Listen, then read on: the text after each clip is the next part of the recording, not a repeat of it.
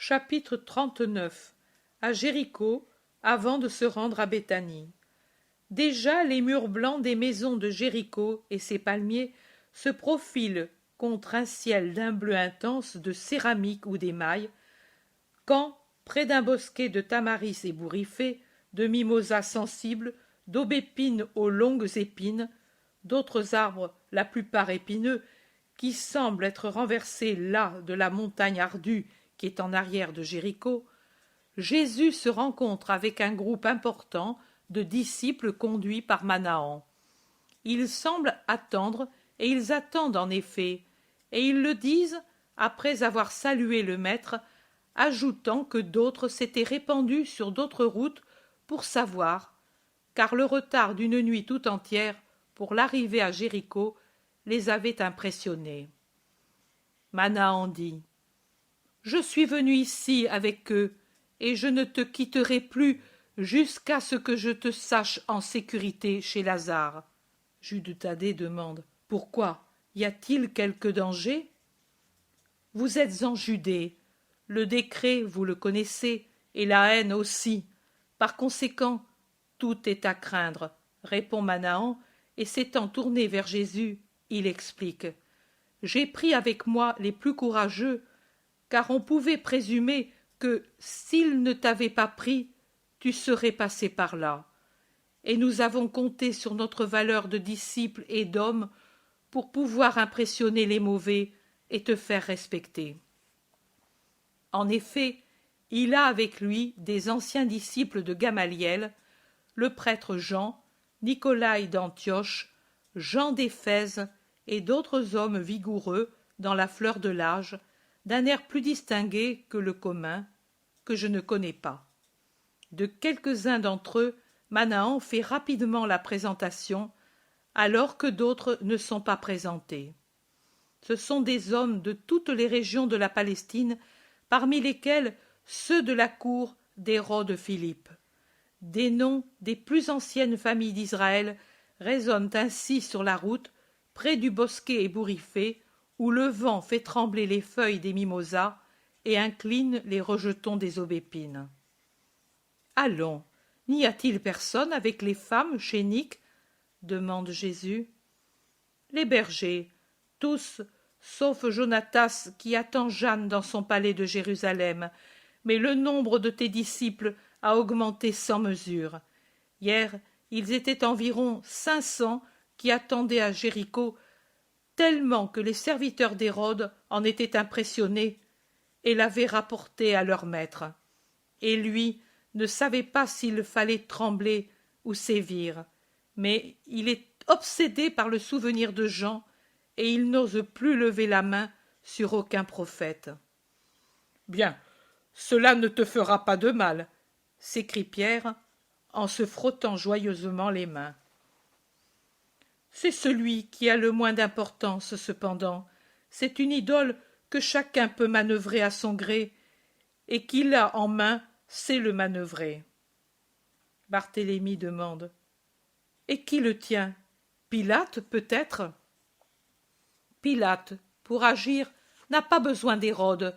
C'est un serviteur, Hérode. Ce n'est pas aux serviteurs que s'adressent les puissants, répond Manahan. Et qui alors? Demande Barthélemy. Le temple, dit avec assurance quelqu'un qui est avec Manahan. Mais pour le temple, Hérode est anathème. Son péché. Tu es bien naïf, Barthélemy, malgré ta science et ton âge.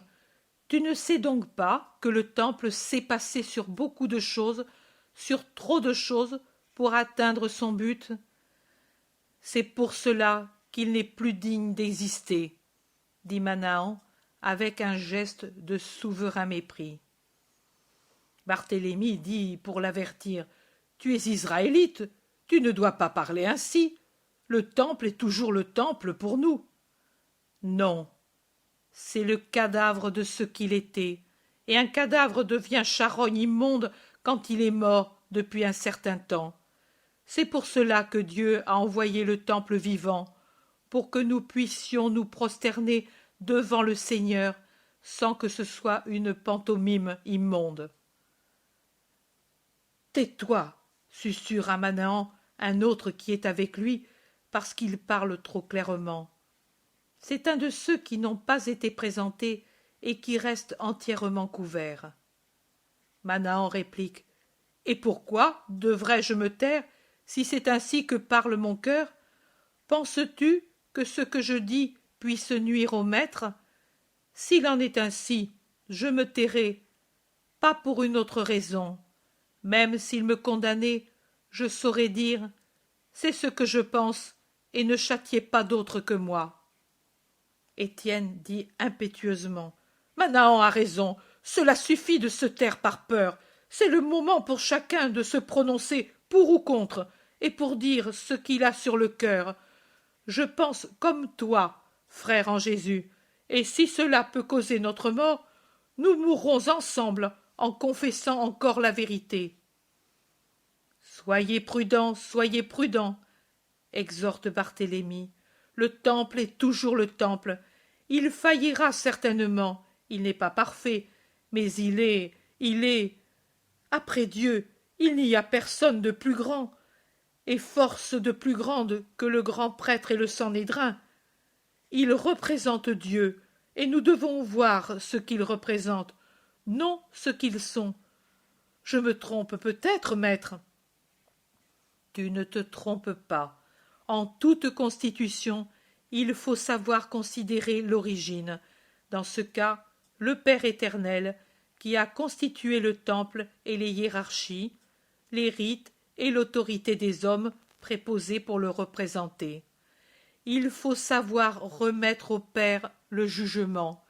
Lui sait quand et comment intervenir, comment pourvoir à ce que la corruption, en se propageant, ne corrompe pas tous les hommes et ne les fasse pas douter de Dieu. Et en cela, Manahan a su voir juste en voyant la raison de ma venue en cette heure. Il faut enfin tempérer ton immobilisme, Barthélemy, par l'esprit novateur de Manahan, afin que la mesure soit juste et par conséquent parfaite la façon de juger. Tout excès est toujours dommageable, pour celui qui l'accomplit, pour celui qui le subit ou qui s'en scandalise, et, si ce n'est pas une âme honnête, en s'en servant contre les frères pour les dénoncer. Mais cela est une action de Caïn, et elle ne sera pas faite par des fils de la lumière, car c'est une œuvre de ténèbres. Celui qui, tout enveloppé par son manteau de façon qu'on ne voit qu'à peine ses yeux noirs très vifs, a averti Manahan de ne pas trop parler, s'agenouille près de Jésus et prend sa main en disant « Tu es bon, maître, trop tard je t'ai connu, ô parole de Dieu, mais encore attends pour t'aimer comme tu le mérites, si ce n'est pour te servir longuement, comme je l'aurais voulu, comme je voudrais maintenant. Il n'est jamais trop tard pour l'heure de Dieu, elle vient au bon moment, et lui accorde le temps qu'il faut pour servir, selon sa volonté, la vérité. Mais qui est-ce? Murmurent entre eux les apôtres, et ils le demandent aux disciples. Inutilement, personne ne sait qui c'est, ou s'il le sait, ne veut le dire. Qui est-ce, maître? Demande Pierre, quand il peut s'approcher de Jésus, qui marche au milieu du groupe et qui a les femmes en arrière, les disciples en avant, à ses côtés ses cousins et tout autour les apôtres. Une âme, Simon, rien de plus que cela. Mais tu t'y fies, ne sachant pas qui c'est? Je sais qui c'est, et je connais son cœur. Ah, j'ai compris, c'est comme pour la femme voilée de la Belle Eau, je ne demanderai plus autre chose. Et Pierre est heureux, car Jésus, s'éloignant de Jacques, le prend près de lui. Ils ont désormais rejoint Jéricho. De la porte des murs sort la foule qui crie des hosannas, et c'est difficilement que Jésus peut avancer en traversant la ville pour aller chez Nic, qui est en dehors de Jéricho, du côté opposé. On le supplie de parler, on élève à bout de bras les bébés pour en faire une haie vivante et infranchissable, en tablant sur l'amour de Jésus pour les petits. On crie « Tu peux parler, il s'est déjà enfui à Jérusalem !»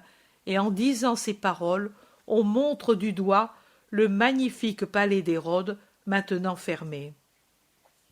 Manahan confirme « C'est vrai, il est parti pendant la nuit sans faire de bruit. Il a peur. » Mais rien n'arrête Jésus qui avance en disant « Paix, paix, que celui qui a des peines ou des douleurs vienne chez Nick, que celui qui veut m'entendre vienne à Jérusalem. Ici, je suis le pèlerin, comme vous tous. C'est dans la maison du Père que je parlerai. Paix, paix et bénédiction, paix. » C'est déjà un petit triomphe, un prélude à l'entrée à Jérusalem, désormais si proche. Je suis étonné de l'absence de Zachée jusqu'au moment où je le vois debout à la limite du domaine de Nick, au milieu de ses amis et avec les bergers et les femmes disciples.